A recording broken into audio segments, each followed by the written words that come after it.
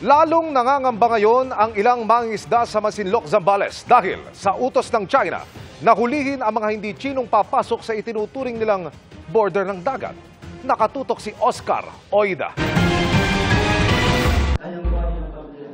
Nanginginig at mangiyak-ngiyak nang humarap sa public consultation ng Kamara ang mangingisda mula Masinloc, Zambales na si Noli de los Santos. Dati-rati, sagana raw silang nakapangingisda sa Baho de Masinloc o Panatag Shoal.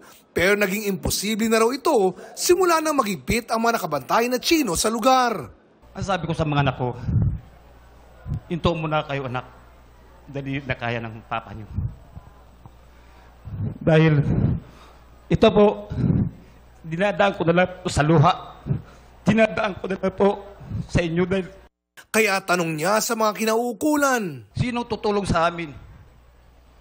Kapag eleksyon, kilala mo kami? Pagdating sa problema, di nyo kami kilala. Paano po? Ito po, diretsahan po.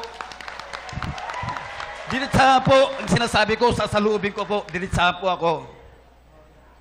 Huwag po kayong sumama sa amin kami mangingisda. Dahil sinasabi ko lang po ang salubin namin kami mangingisda. Hirap na hirap po kami. Hindi po sapat ang ayuda. Malayang pangingisda lang po ang kailangan namin. Marami pong salamat. Kwento pa ng ilang mangingisda, nawa-water cannon din daw sila.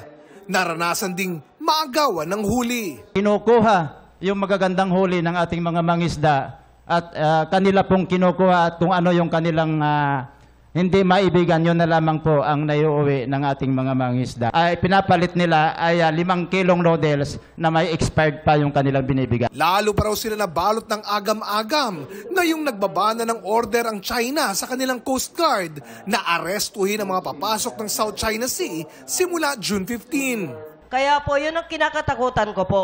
Na isa mo dyan ang ipakulong, baka ang hirap nating tubusin yan. Pupunta pa tayong China kung paano natin sila tubusin.